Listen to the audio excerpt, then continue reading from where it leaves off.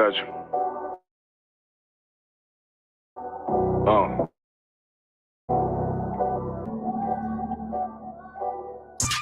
Let it rap real quick. Look. City eyes, it's time to folk off. My God, a real nigga, cause he wasn't no flaw. Posted on the corner like a watchdog. Family secure, got that shotty in the closet by the mob ball. Fuck what they heard, when tell them it's all true. Be cautious, that foundation falls till you fall through. They gon' fall. Look, I keep this shit fitted, time soon. Ain't no more heart in this game, I'm John Q. Colder than the avalanche, way above average. Revenge taste sweet, told him make me an apple tree. Left us in the valley full of bones, this where hope found. Java, come on, man. Dark sands get broke down. Riding through Evans to my mall quad. Telling me how the crackers turn the shower into a ghost town. Focus out, nigga. I lay that game down. I feel his pain cause nothing is the same now. Let my light shine like heaven through a rain cloud. Glock have a fit like my child, no tangent. Try to warn them niggas we bear arms like tarantulas. Them mother niggas rap, I make anthems. I really seen prophets under this banner. Make my enemies bow down on camera. Told my design I wanted black and white like a panda. I'm better than that nigga that's some dirty to handle. Look, I move like a Brazilian. Precious cargo, spirit ancient, but I got a new semi-auto. Wave that bitch around like where's Wardo. Sleep if they want, I cut through they Z's like I'm Zorro. Pay me for his name, so I gotta keep that steel clutch. Trust me, I'm not what you think. I squeeze till it click like Dorothy when the heels touch. The world got me dumb, I don't feel much. Round with Yaradon, just left the state bridge. Looking for a bitch better than baby's kid. Remember I dropped twice gone, I've been gone never since. Still in the field, fuck them niggas on the fence, yeah.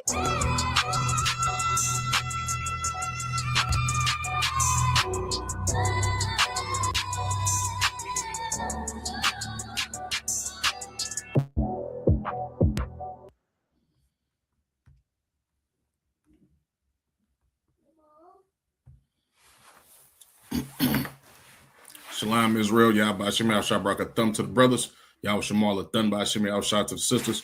I'm Priest Officer Karan Yah of the ISBK, under Commander General Yana, and welcome to another installment of Criminals of the Caucasus series. Right, so now we're gonna just jump straight into it. We're gonna talk about a famous Jewish gangster that goes by the name of Benjamin Bugsy Siegel. You understand? He ran with the likes of Meyer Lansky, you understand, and Lucky Luciano, right? These are basically the founding forefathers of organized crime in America.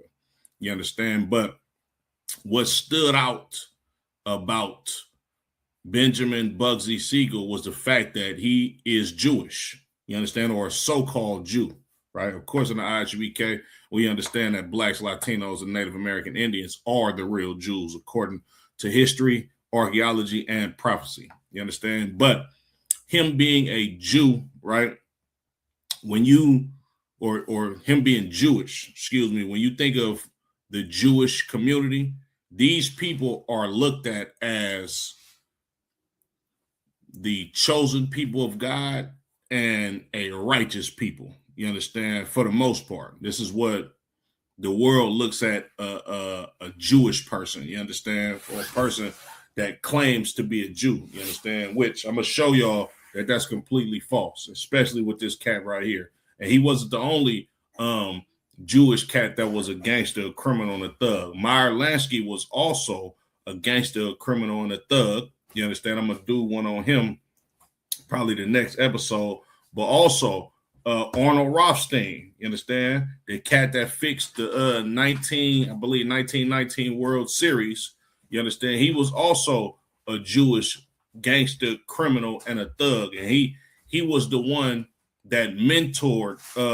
the father of the forefather of the mafia, you understand? Lucky Luciano, right? So now let's I'm gonna share my screen. We're gonna go to the Wikipedia on Bugsy Siegel. All right.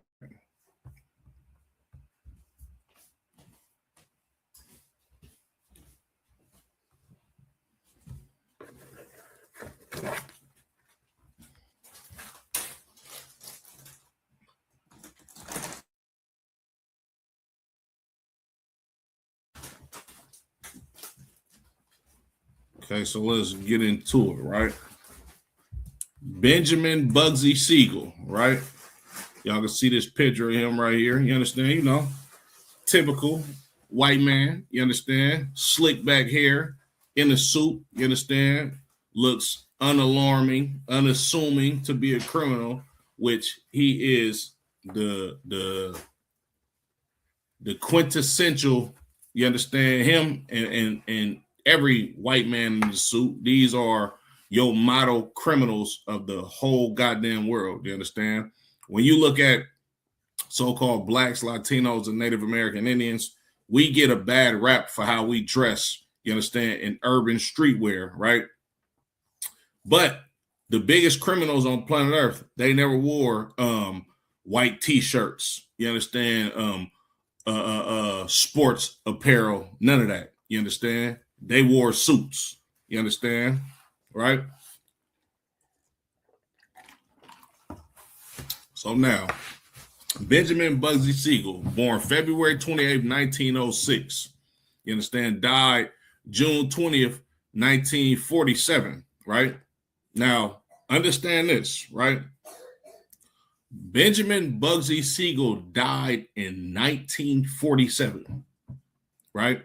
Meaning he was born and died and lived his whole life being a criminal, you understand, and died in the 40s.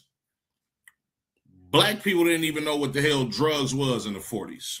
We damn sure didn't understand the concept of a street gang in the black community in the 40s.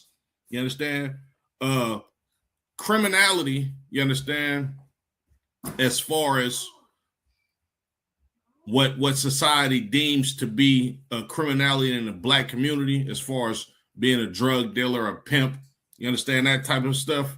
That stuff didn't start happening until around the time of the civil rights movement.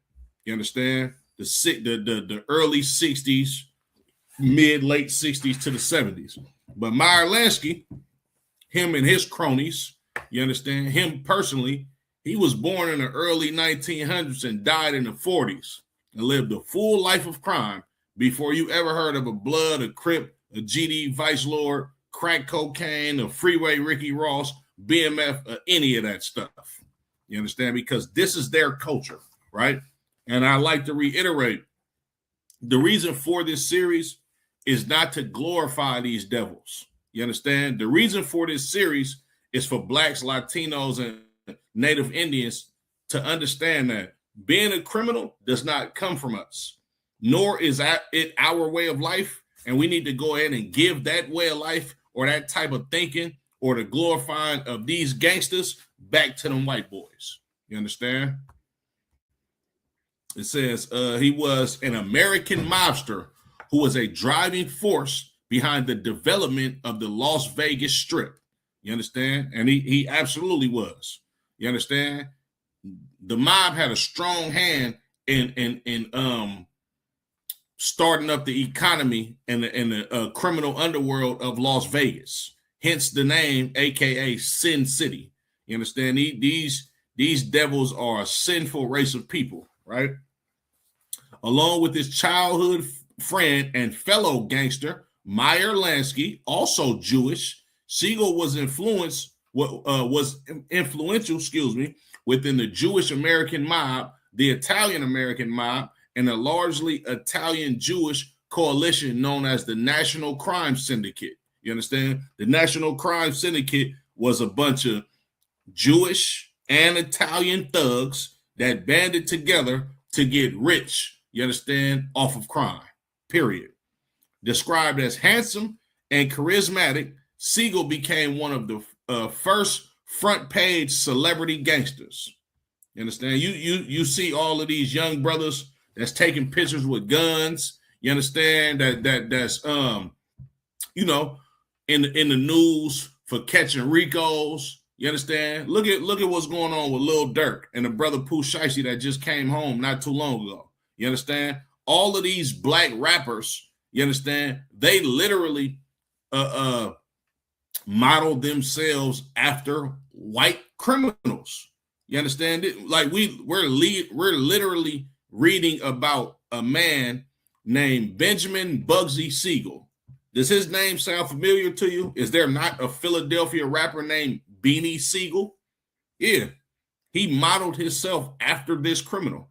You understand? Before you heard of Lil Durk getting indicted for murder for hire, you understand? Or a Big U getting indicted for a RICO Act, you understand? The first criminal gangsters was people like, the first celebrity criminal gangsters was people like Bugsy Siegel, Meyer Lansky, and Lucky Luciano. You understand?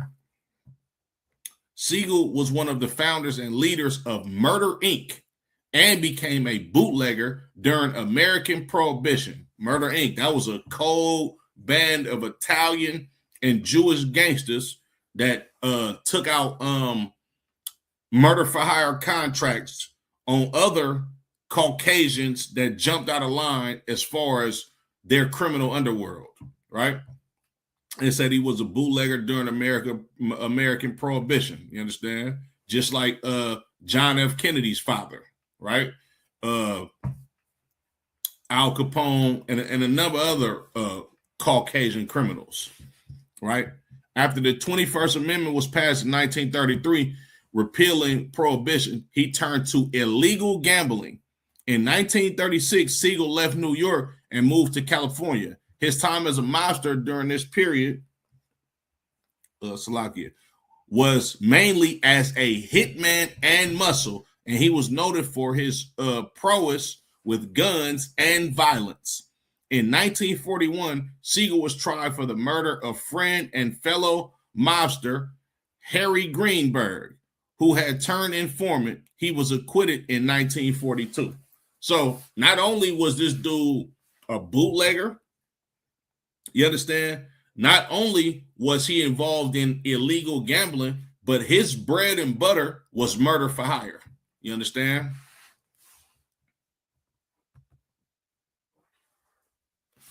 Siegel traveled to Las Vegas, Nevada, where he handled and financed some of the city's original casinos. He assisted developer William R. Wilkerson's Flamingo Hotel, and Wilkerson ran out of funds. Siegel assumed control of the project and managed the final stages of construction. The Flamingo opened on December 26, 1946, in a 3-day event that was well received. Without a hotel to accompany the casino, the Flamingo struggled and closed from February 6th until the hotel reopened March 1st, 1947. Siegel's mob partners were convinced that an estimated $1 million of the construction budget overrun had been skimmed by Siegel, his girlfriend Virginia Hill, or both of them. On June 20 of 1947, Siegel was shot dead at the age of 41 by a sniper through the window of Hill's Linden Drive mansion in Beverly Hills, California. You understand? So it was alleged that he stole about $1 million, which is an astronomical amount of money in the 1940s. As a matter of fact, let me see it real quick.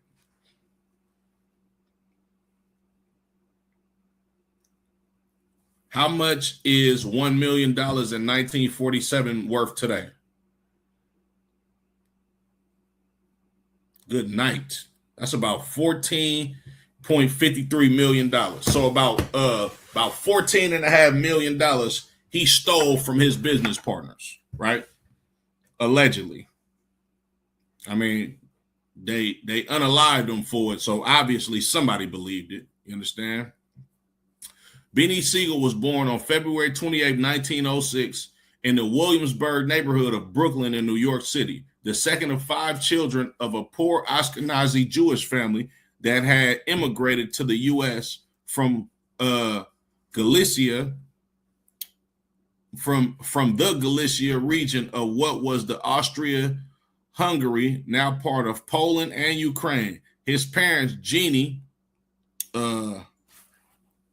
Richenthal, I don't know how to pronounce that, probably butchered that, and Max Siegel worked for meager wages. Now, of course, the Caucasian man has never been a Jew. You understand? I forget that lady who said that the Israelis need to go back home to Poland in Germany. You understand? But that's exactly where Bugsy Siegel's parents were from. They was from Poland. You understand? And it's crazy too because, right, his family migrated to the United States in the early 1900s, or probably the late 1800s, because he was born, you understand, in 1906, right? This is all prior to the 1940s, coincidentally around the same year when he died, when them fake Jews start moving into Israel. That's just a quick sidebar. Some more criminality, you understand? As a boy, Siegel dropped out of school and joined a gang on Lafayette Street on the Lower East Side of Manhattan, mainly committing acts of theft until he met Mo Sedway. Beanie Siegel was in a gang in probably what, the 1910s? You didn't have no Crips and Bloods, you understand, in the black community in the early 1900s. Wasn't no Gangster Disciples, wasn't no GDs, no Vice Lords, none of that. You understand? But Siegel dropped out of school and was in a gang. Imagine that. But we the face of gangbanging in America. Meanwhile, these white boys invented street gangs in the late 1800s in New York City. Together with Segway, Siegel developed a protection racket in which he threatened to incinerate pushcart owners, merchandise, unless they paid him $1. So this was a kid, right, walking up to people that sold items and merchandise from push carts. And this was a kid that walked up to him like, hey, man, look, check this out. You either give me $1 and I protect you, or I'm going to destroy all of your goods and you're not going to be able to feed your family. This is extortion as a kid. You understand? He soon built up a lengthy criminal record dating from his teenage years that included armed robbery, rape, and murder. Typical white man. He literally had on his personal rap sheet rape, robbery, and murder. Imagine that. Why is not the white man the face of crime? The Bugs and Meyer mob. During adolescence, Siegel befriended Meyer Lansky, who applied a brilliant intellect to forming a small mob whose activities expanded to illegal gambling and car theft. Lansky, who had already had a run-in with Charles Lucky Luciano, saw a need for the Jewish boys of his Brooklyn neighborhood to organize in the same manner as the Italians and the Irish. The first person he recruited from for his gang was Siegel. So Meyer Lansky already had an issue with Lucky Luciano. And he seen how them Italian boys was getting down in the streets and they was banding together against the Irish and Jewish. You understand? The white man is the devil that the Bible speaks of. And even in their own capacity living amongst each other, they gonna torture, oppress, and do evil stuff towards one another. That's why Hitler kicked them Jewish cats up out of his country. You understand? Because they was doing the same thing. That's the nature of a white man, to oppress and do evil to anybody that he lives around. Siegel became involved in bootlegging with several major East Coast cities. He also worked as a hitman whom Lansky hired out to other crime families. The two formed the Bugs and Meyer mob, which handled hits for the various bootleg gangs operating in New York and New Jersey, doing so almost a decade before Murder Inc. So before they even had Murder Inc., they was already bootleggers. And he was Bugsy Siegel was already doing murder for hire hits. You understand? 10 years before Murder Inc., right? The gang kept themselves busy by hijacking the liquor cargoes of rival outfits and were known to be responsible for the killing and removal of several rival gangland figures. Siegel's gang mates included Abner Lungi Zwillman, Louis Lepke Buckhalter, and Lansky's brother, Joseph Doc Stacker, another member of the Bugs and Meyer mob, recalled to Lansky's biographers that Siegel was fearless, and saved his friends' lives as the mob moved into bootlegging. So these are all Jewish cats, right? Bugsy never hesitated when danger threatened, Stacher told Yuri Dan. While we tried to figure out what the best move was, Bugsy was already shooting. When it came to action, there was no one better. I've never known a man who had more guts. Siegel was also a boyhood friend to Al Capone. When there was a warrant for Capone's arrest on a murder charge, Siegel allowed him to hide out with his aunt. Damn, it's crazy. So Beanie Siegel and Al Capone was good friends, and he harbored him being a fugitive on a murder charge and allowed him to hide at his auntie house. I ain't know none of this. Salakia. Siegel first smoked opium during his youth and was involved in the drug trade. He was a dope dealer too and a drug addict. By age 21, he was making enough money to purchase an apartment at the Waldorf Astoria Hotel and a two-door home in Scarsdale, New York. He also wore flashy clothes and participated in New York's nightlife. Right? New York City's nightlife. Now, the Waldorf Astoria Hotel is like a big upscale hotel. For him to have an apartment in that hotel, he was making a whole lot of money selling drugs. From May 13th to 16th, 1929, Lansky and Siegel attended the Atlantic City Conference, representing the Bugs and Meyer gang. Luciano and former Chicago Southside gang leader Johnny Torrio held the conference at the Ritz-Carlton Hotel in Atlantic City, New Jersey. At the conference, the two men discussed the future of organized crime and future structure of the mafia families. Siegel stated the Yids and the Dagos will no longer fight each other. Man, come on. They had a gang conference at the Ritz-Carlton Hotel. This is an upscale hotel. Matter of fact, hold on, Salakia. Watch this. I'm about to show y'all something real quick. How much does it cost to book one suite a night at the Ritz-Carlton Hotel?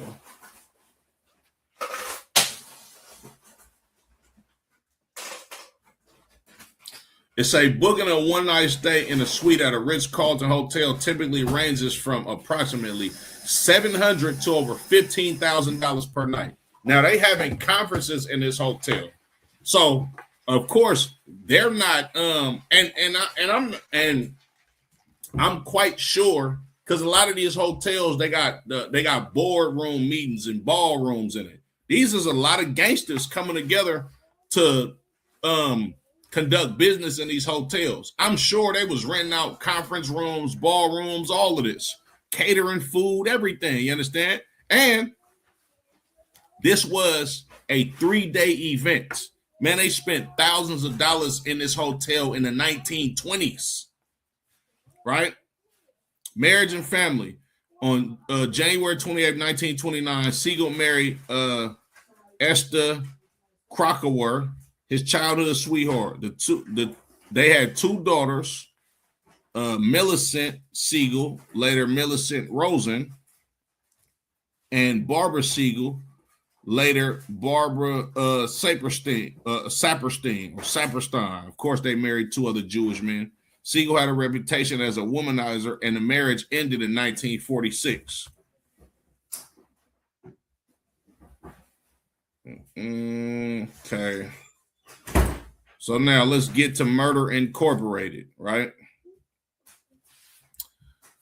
By the late 1920s, Lansky and Siegel had ties to Luciano and Frank Costello, future bosses of the Genovese crime family. Siegel, Albert Anastasia, which Albert Anastasia was known, his nickname was Lord High Executioner, meaning this dude was quick to either put a contract on you himself.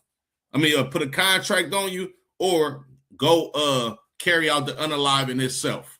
Vito Genovese and Joe Adonis allegedly, were the four men who shot New York boss Joe Masseria to death on Luciano's orders on April 15th, 1931, in the Castilla Maurice War, right? And this was a war between two mob bosses that Luciano had ultimately worked for. He played both sides, you understand, because he was a slimy scumbag, you understand? Played both sides and unalived both of his mob bosses so he could push them out the way and be the head of the commission. On September 10th of that year, Luciano hired four gunmen from Bugs and Meyer mob. Some sources identify Siegel as one of them to murder Salvatore Maranzano in his New York office. That was the other mob boss that he had them go unalive, establishing Luciano's rise to the top of the mafia and marking the beginning of modern American organized crime. Following Maranzano's death, Luciano and Lansky formed the National Crime Syndicate, an organization, of crime families that brought order to the underworld. The commission, the mafia's governing body, was established for dividing the families, territories, and preventing future gang wars. With his associates, Siegel formed Murder Inc. After he and Lansky moved on, control over Murder Inc. was ceded to Buckholder and Anastasia. Although Siegel continued working as a hitman. Siegel's only conviction was in Miami on February 28, 1932. He was arrested for gambling and vagrancy, and from a roll of bills paid $100 fine. That's crazy. Must be amazing to be a white man.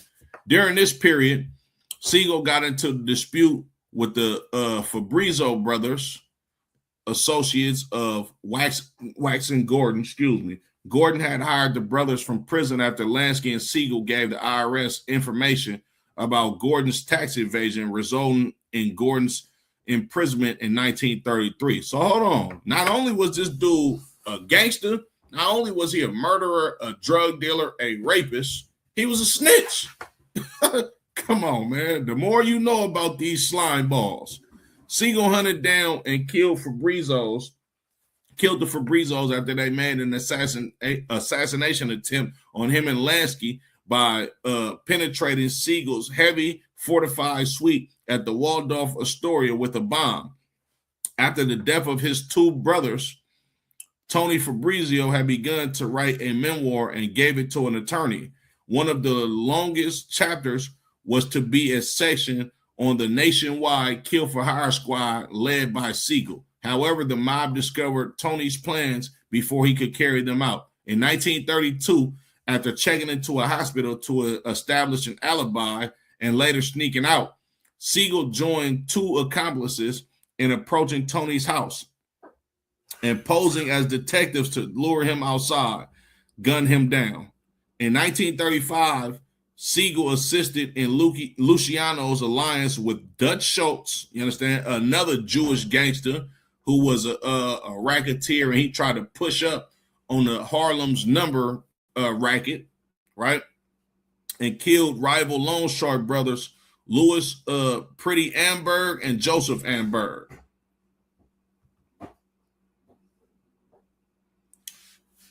Siegel had learned from his associates that he was in danger. His hospital alibi had become questionable, and his enemies wanted him dead. In response, the mafia sent Siegel to California and assigned him with developing syndicate-sanctioned gambling rackets with Los Angeles family boss Jack Dragna.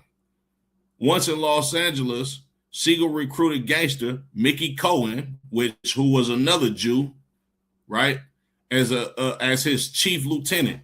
Knowing Siegel's reputation for violence and that he was backed by Lansky and Luciano, who from prison sent word to Dragna, that it was his best interest to cooperate, Dragna accepted a subordinate role.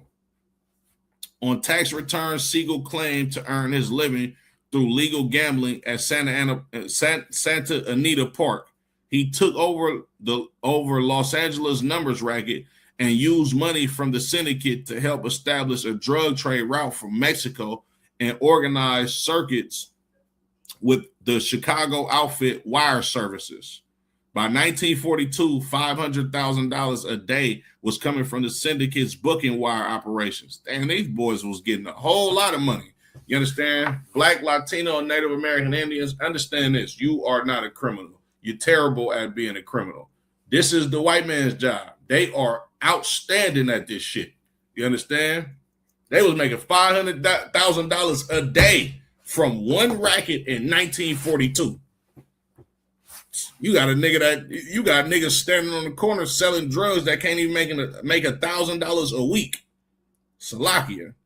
In 1946, because of problems with Siegel, the outfit took over the Continental Press and gave their percentage of the racing wire to Dragna, infuriating Siegel.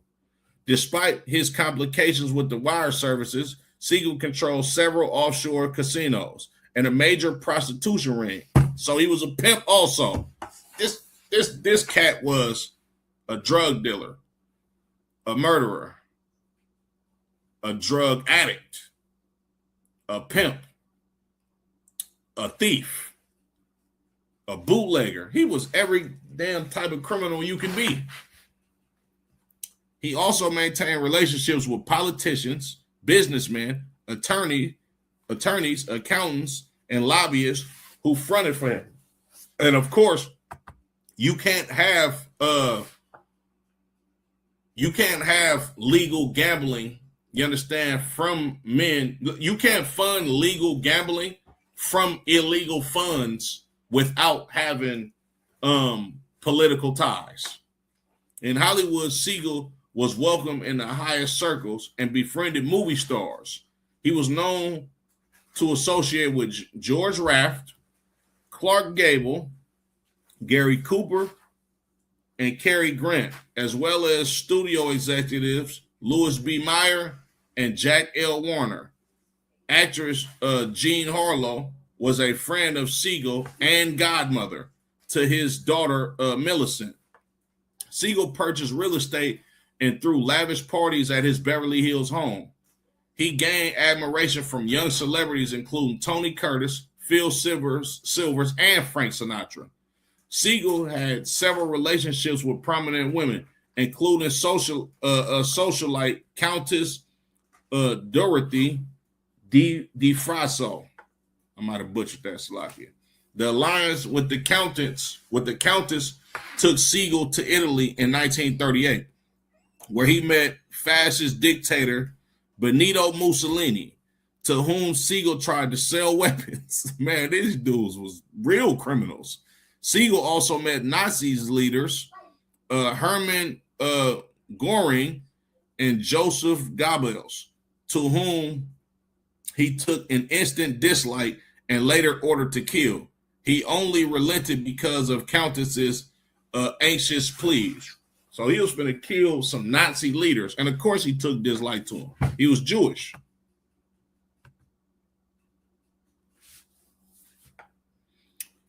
In Hollywood, Siegel worked with the syndicate to form illegal rackets. He devised a plan of extorting movie studios.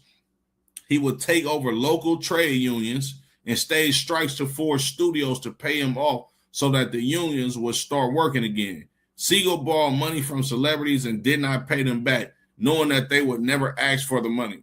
During his first year in Hollywood, he received more than $400,000 in loans from movie stars. Man, they was he got $400,000 in loans his first year in Hollywood just from movie stars alone. And this ain't $400,000 in today's money. That's $400,000 in the 1930s. Selling antimite to Mussolini. According to Siegel's accounts, antimite was a new type of explosive substance that detonated without sound or flash. And Siegel attracted the interest of Mussolini and the Axis powers to purchase it. Mussolini advanced $40,000 to have Antimite scaled up, but Siegel failed to detonate the explosives in 1939 during a demonstration to Mussolini and Nazi leaders, including Göring and Goebbels. Mussolini demanded the return of his money, and I bet you he paid Mussolini back. He ain't finna do no plan with him.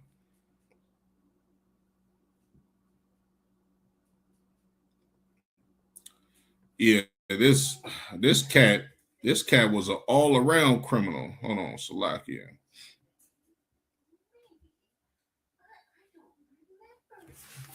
On November 22nd, 1939, Siegel, Whitey Krakow, Frankie Carbo, and Albert Tannenbaum killed Harry Big Genie Greenberg outside his Hollywood Hills apartment.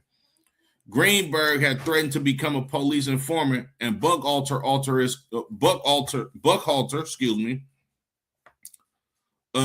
ordered his killing. Tannenbaum confessed to the murder and agreed to testify against Siegel. Siegel was implicated in the murder and put on trial in 1941. The trial soon gained notoriety because of the preferential treatment that Siegel received in jail. He refused to eat prison food, was allowed female visitors, and was granted leave for dental visits. However, Siegel himself protested loudly about the stories of his privileged incarceration and behavior during the trial, claiming that they were either untrue or grossly exaggerated. Some reporters wrote that Siegel had a valet in prison, that he had broken down in tears on the stand, and that his eyes were brown. Siegel told them, "You can see yourself that they're not brown. They were, in fact, blue." This dude was an arrogant, pompous asshole, just like white men are. The pride of their heart have deceived them. Salakia. Press reports also revealed information about Siegel's past and referred to him as Bugsy. Siegel hated the nickname because it was based on the slang term bugs, meaning crazy, and used to describe his erratic behavior. He preferred to be called Ben or Mr. Siegel. And that's exactly where his nickname comes from, Bugsy. You understand? Bugs. Or like the New York cats will say, this cat is bugged out. That shit mean you crazy. You understand? And he absolutely was a goddamn a sociopath and a damn lunatic and a psychopath. You understand? Siegel allegedly threatened Hollywood reporter Flora Bell Muir, who knew him well and was covering the trial, saying, "You think because I'm locked up in here, a punk like you can write anything you please. Maybe you won't be using that typewriter anymore. Maybe your fingers won't be on your hands. I have people outside who will break your legs and drop you in a hole if I say the word. I'm not as bugs as you think. I'm going to beat this rap, and then I won't ever have to speak to you newspaper punks." Siegel hired attorney Jerry Giesler for his defense. 2 state witnesses died, and no additional witnesses came forth. Tannenbaum's testimony was dismissed. In 1942, Siegel was acquitted due to lack of evidence, but his reputation was damaged. On May 24th, 1944, Siegel was arrested for bookmaking. Raft and Matt Gary testified on his behalf, and he was acquitted again in late 1944. So these cats was doing all type of crime.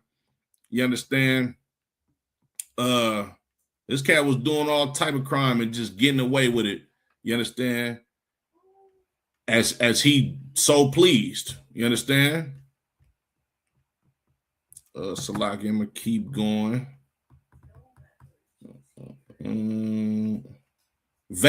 Las Vegas.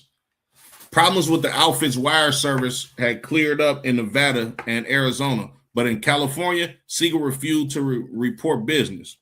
He later announced to his colleague that he was running the California syndicate by himself and that he would return the loans in his own good time. The mob bosses were initially patient with Siegel because he had proven to be a valuable asset. So now, you know what I'm saying, he got tired of basically answering to people, and he wanted to be the boss, right? So him being a reliable source of income to the higher ups, they allowed him to do his thing.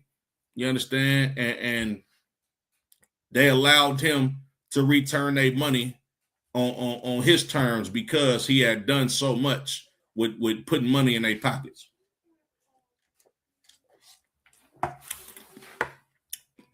In 1946, Siegel found an opportunity to reinvent his personal image and diversify into legitimate business with William R. Wilkerson's Flamingo Hotel. In the 1930s, Siegel and Sedway had traveled to southern Nevada to explore expanding operations there. He had found opportunities in providing illicit services to crews constructing the Boulden Dam. Lansky had handed over his operations in Nevada to Siegel, who in turn handed them over to Sedway and left for Hollywood. In the mid-1940s, Siegel was operating in Las Vegas while his lieutenants worked on a business policy to secure all gambling in Los Angeles. In May 1946, he decided that his partnership agreement with Wilkerson had to be altered to give him control of the Flamingo. Within the Flamingo, Siegel would supply the gambling, the best liquor, and food at the biggest entertainers at reasonable prices. He believed that these attractions would lure thousands of vacationers willing to gamble $50 or $100 as well as high rollers. Wilkerson was eventually coerced into selling all stakes in the Flamingo under the threat of death and went into hiding in Paris for a time. So Siegel got into business with Wilkerson, and then he ultimately muscled him out of his own business to become the boss of the Flamingo Hotel and Casino. From this point, the Flamingo became syndicate run. By October 1946, the Flamingo's costs were above $4 million. The following year, the costs were over $6 million, equivalent to $72 million in 2024. By late November 1947, the work was nearly finished. According to later reports by local observers, Siegel's maniac chest puffing set the pattern for several generations of notable casino moguls. He boasted one day that he had personally killed some men. He saw the panicked look on the face of head contractor Dale Webb and reassured him, "Dale, don't worry, we only kill each other." Damn, it's a lot here. Other associates portrayed Siegel in a different aspect. He was an intense character who was not without a charitable side, including his donations for the Damon Runyon Cancer Fund. Siegel's Las Vegas attorney, Lou Weiner Jr., described him as very well liked and said that he was good to people. Okay, the opening. The Flamingo opened on December 26, 1946. Despite being unfinished, locals attended the opening, and some celebrities present, including Raft June Haver, Vivian Blaine, Sonny Tufts, Brian Dunleavy, Charles Coburn. They were welcomed by construction noise and lobby draped with drop cloths. When word made its way to Siegel during the event that the casino was losing money, he became verbally abusive and threw out at least one family. After 2 weeks, the Flamingo's gambling tables were 275,000 in the red, and the casino briefly shut down. Siegel continued construction and hired Hank Greenspun as a publicist. The Flamingo reopened March 1st, 1947, and began turning a profit. However, by this point, Siegel's superiors in the outfit had lost their patience with him. Right? So the casino was unsuccessful at first, but then when it started to see a profit, they was already tired of him back in New York. On the night of June 20th, 1946, Siegel sat on a sofa reading a copy of the Los Angeles Times together with associate Alan Smiley in the living room of 810 North Linden Drive, the Beverly Hills mansion that he had leased for his girlfriend, Virginia Hill. Also present in the residence were Hill's brother, Chick Hill, Chick's girlfriend, Jerry Mason, and Ian S. Lee, the residence cook.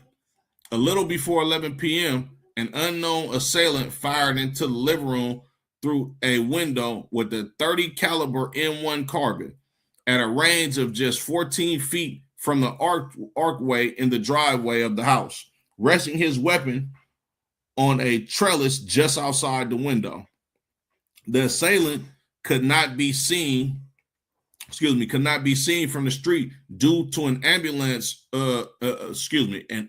abundance of shrubbery. A total of 9 rounds were fired, 4 of which found their mark. One hit the bridge of Siegel's nose and ripped out his left eye. Ooh-wee. A second entered his right cheek and exited at the back of his neck, and 2 hit him in the chest. According to Muir, who was one of the first reporters on the scene and had spoken to Siegel earlier that day, the remaining shots destroyed a white marble statue of Bacchus on a grand piano, and then lies in the far wall. Muir also stated that she noticed Siegel's left eyeball lying on the ground and picked up the silver of the flesh from which his long eyelashes extended. Smiley's arm had been grazed by a bullet, but he was otherwise unharmed. Clark Fogg, a senior forensic specialist in the Beverly Hills Police Department, concluded that Siegel was most likely slain by 2 shooters, claiming that it would have been nearly impossible for just one gunman to make such precise shots to his face because the mobster's head would have turned on impact from the first bullet. No one was ever charged with killing Siegel, and the murder remains officially unsolved. One theory holds that Siegel's death was due to his extensive spending and possible theft of money from the mob.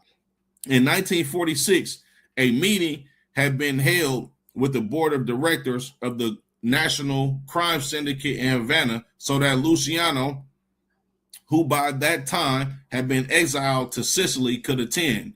A contract on Siegel's life was the conclusion. According to Stasher, Lansky reluctantly agreed to the decision. The coordination of the hit was evidenced by its immediate aftermath. Just minutes after Siegel was gunned down in Beverly Hills, 3 of Lansky's associates, Gus Greenbaum, Mo Sedway, and David Berman, walked into the Flamingo Hotel and announced a change in management. Damn, they worked fast. They got him up out of there and went to go take claim on that Flamingo Hotel. The men who took over were Mo Sedway, Gus Greenbaum, David Berman, and Morris Rosen, a mob associate and investor who helped organize the buyout of Siegel's remaining interest. Slovakia. Another theory claims that Siegel was shot to death preeminently by Matthew Moose Panza, the lover of Sedway's wife B, who went to Panza after learning that Siegel was threatening to kill her husband. Siegel apparently had grown increasingly resentful of the control of Sedway, was resentful of the control Sedway was exerting over his finances and planned to do away with him. Former Philadelphia family boss Ralph Natali claimed that Carbo was responsible for killing Siegel at the behest of Lansky. In 1987, former Dragna golfer Eddie Cannizaro claimed that he killed Siegel under a contract by Lansky. Siegel's death certificate states the cause of death as homicide and the immediate cause as cerebral hemorrhage, or SIC, due to gunshot wound to the head. The day after Siegel's death, the Los Angeles Herald-Express carried a photograph on its front page from the morgue of Siegel's bare right foot with the toe tag. Damn. Although his murder occurred in Beverly Hills, his death thrust Las Vegas into the national spotlights as photographs of his lifeless body were published in newspapers throughout the country. Memorials in the Biostoker Synagogue of New York's Lower East Side. Siegel is memorialized by Yad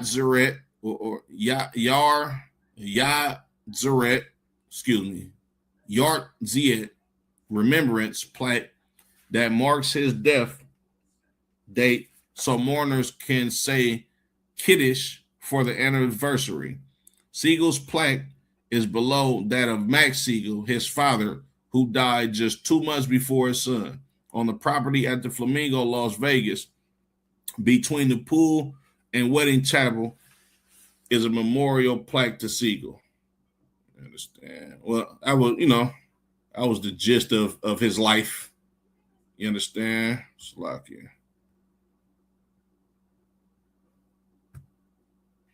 Okay, now we're gonna get some of these scriptures. Give me a second.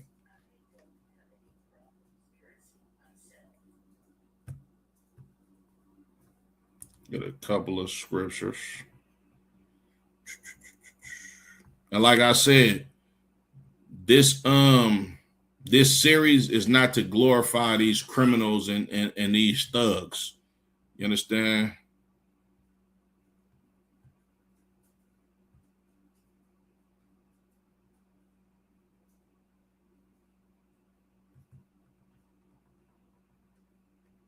This series is to show Black, Latino, and Native American Indians, you understand, that our culture is not that of the oppressor. You understand? The Lord wants us to be absolutely the opposite of our oppressor. You understand? It's the book of Proverbs chapter 3 and verse 31. Envy thou not the oppressor and choose none of his ways. The Lord don't want us to be like the oppressor. You understand? He said, don't envy him and choose none of his ways.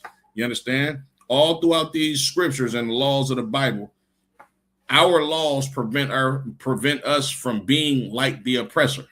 You understand? And when you go through this Bible and you look at the law, statutes, and commandments that the Lord told us to follow, you understand, from generation to generation forever, our laws are against everything that Bugsy Siegel and his counterparts, you understand, stood for, right? Like I said, or like we just read, Bugsy Siegel was a murderer. You understand? He was a drug dealer and a drug user, right? He was a pimp. He was a thief. You understand? He was a robber. He was a rapist. You understand? The laws of the Bible tells the children of Israel that we can't do none of that. You understand? The law says, thou shalt not steal. Thou shalt not murder. You understand? You can't force a woman to have intercourse with you. You understand?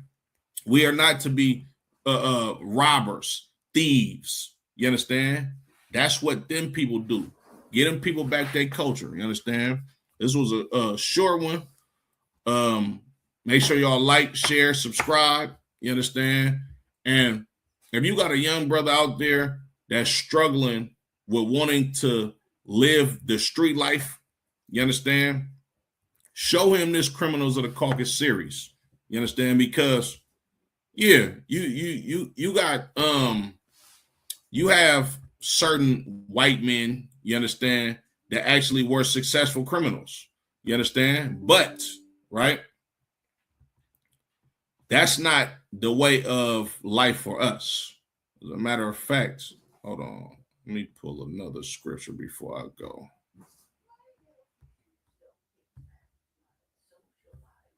Pull another scripture before I get up out of here. Right. Salakia. Success and crime, it ain't gonna happen for us. You understand? Because the Lord has a different path for us, right? Like I was just explaining to somebody at camp yesterday. You understand?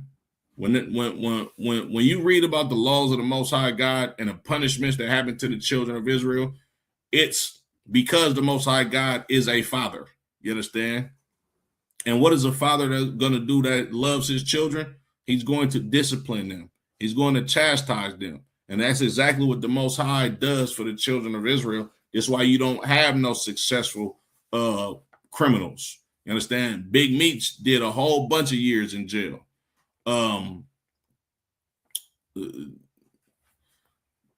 Frank Lucas, even Frank Matthews, you understand, which they say he escaped incarceration and all that. Nah, Frank Matthews was unalived by the mob. That's what they won't tell you. You understand? We don't have no successful criminals in our nation because that's not the way of life that the Lord has for the children of Israel. You understand? This is the book of Amos, chapter 3 and verse 1. Hear this word that the Lord has spoken against you. You understand? This is the word that the Lord is speaking against us, O children of Israel, against the whole family, which I brought up from the land of Egypt, saying, you only have I known of all the families of the earth. Therefore, I will punish you for all of your iniquities. That's what the Lord said. The Lord said, everybody ain't my child. You understand? I don't give a damn about what they got going on.